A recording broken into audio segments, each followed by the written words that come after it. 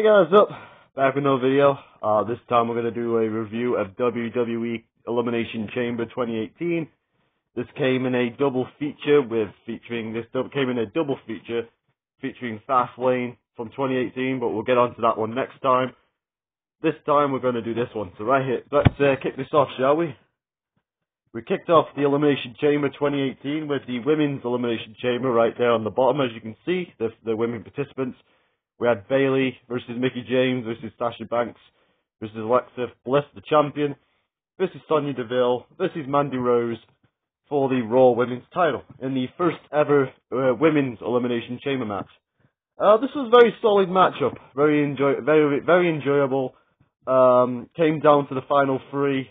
The final three were Sasha, Bayley, and Alexa. Very enjoyable, and of course, a very silly thing to do, Miss Sasha Banks did in this match, where her and Bayley were teaming up on Alexa. Sasha and Bayley were teaming up on Alexa at the end, and before they could eliminate Alexa, Sasha decided to turn on Bayley and make it a triple threat match. So, to me personally, that's a bit of a stupid idea. You know, that as Sasha being the babyface back then.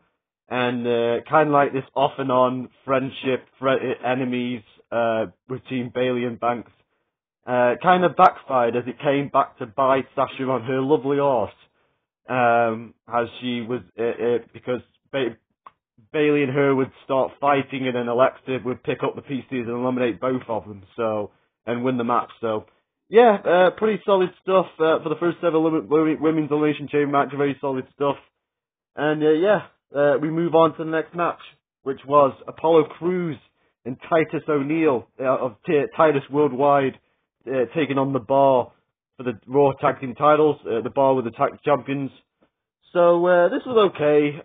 Didn't really care too much about it. Kind of felt like a filler match, a TV match.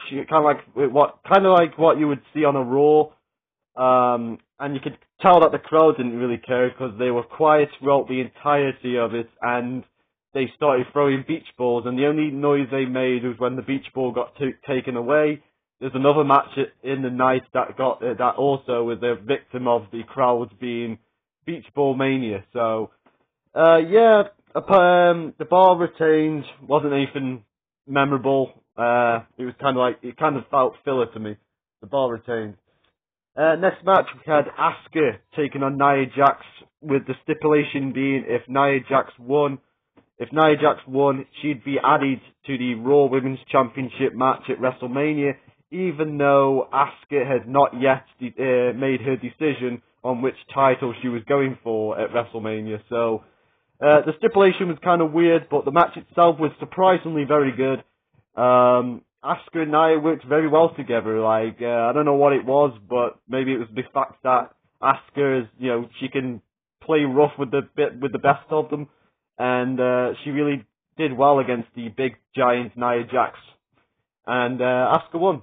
And then of course Nia Jax laid her out afterwards and sent her through the barricade. So which also wouldn't be the first time on this night.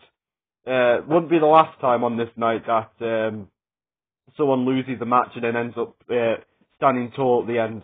So Nia Jax stands tall even though that she lost, and Asuka won. Pretty solid match, surprisingly good match, but the stipulation was very weird. Anyway, next match, speaking of weird, we have the Bray Wyatt versus Matt Hardy match. Back when this happened, back in 2018, I was not very into it. I was not into it because this is the downfall of Bray Wyatt when he was there. People started to refer to him as the Eater of Pinfalls rather than the Eater of Worlds, which is very sad. But this feud, going back and watching it, it was very okay. This match was all right. I thought it was okay. The crowd didn't seem into it. This was the second match to be a victim of the beach balls. I forgot about the beach balls. The crowd when they went into a match or felt like entertaining themselves, they would start throwing the beach ball around to the point where WWE had to ban the beach balls from WWE events. Yeah, I forgot about that until watching this event. And yeah, the match itself was alright. They tried, but there was no winning the crowd over. They even chanted Rusev Day at one point. I really felt sorry for them, but what else can you do? It was an okay match, and Matt Hardy picked up the victory. I wish that they would have done more with this feud. More like Hardy compound style rather than just the one Hardy compound match that they have. More cinematic stuff, that would have been pretty nice, but it was what it was. Anyway, on to the next thing, which was the Ronda Rousey contract signing. We had Ronda Rousey signing her contract with WWE. It involved Stephanie McMahon, Triple H, and Kurt Angle. It was alright, fun stuff, very fun.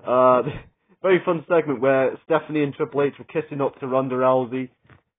And Kurt Angle basically called him out on it. Kurt Angle was like, "Hey, weren't you two talking trash to her backstage, talking trash about her backstage, like about what she did to you at WrestleMania 31 all those years ago?"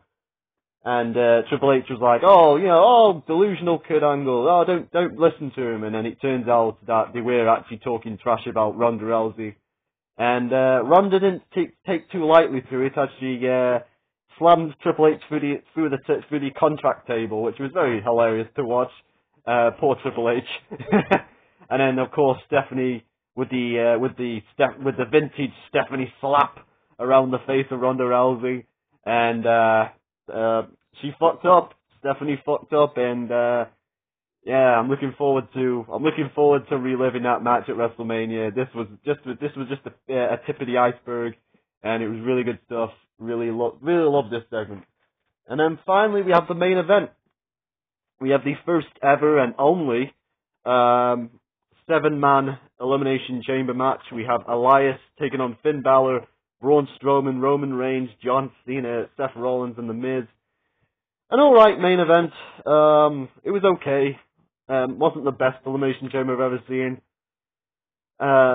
It was very predictable. I wish that Roman would have done more. Roman Reigns would have eliminated a couple more people rather than just Strowman.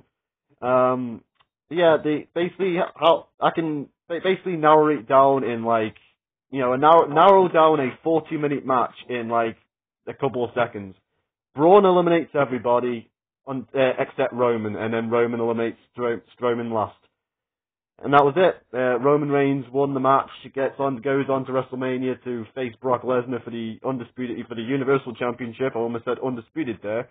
And yeah, afterwards, the match was okay. There was some standout moments from Rollins and Balor. They were pretty good, and Strowman had his moments. But for the most part, it was just okay. And then of course after the match, after Roman was celebrating, Braun laid him out, which I don't understand. Like I don't understand why Braun had to. Maybe I'm trying to figure this out in my head that maybe they were trying to say like, send the crowd home happy, but then why would you have Roman win then? If you knew that Roman was going to get booed, then why would you have him win if you wanted to send the crowd home happy? It was a very weird one, but I'm all for Braun Strowman destroying furniture and destruction in his path. But this was a bit weird considering that Roman Reigns and Braun Strowman don't even compete against each other until the summer of 2018, like Hell in a Cell and September. So kind of weird that they would have Braun lay out Roman after the match.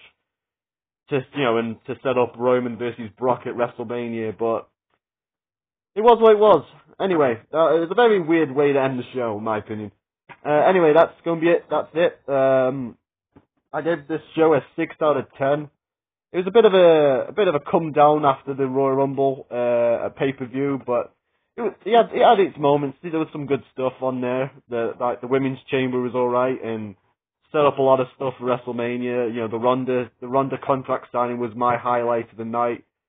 But the main event chamber match was okay, but yeah, 6 out of 10, I'm afraid. Anyway, that's going to be it now, guys. Hope you enjoyed the review. Next one will be this one right here, Fastlane from the SmackDown side. And there you go. Hope you enjoyed the video, guys. I'll see you guys in the next one. And I'm out.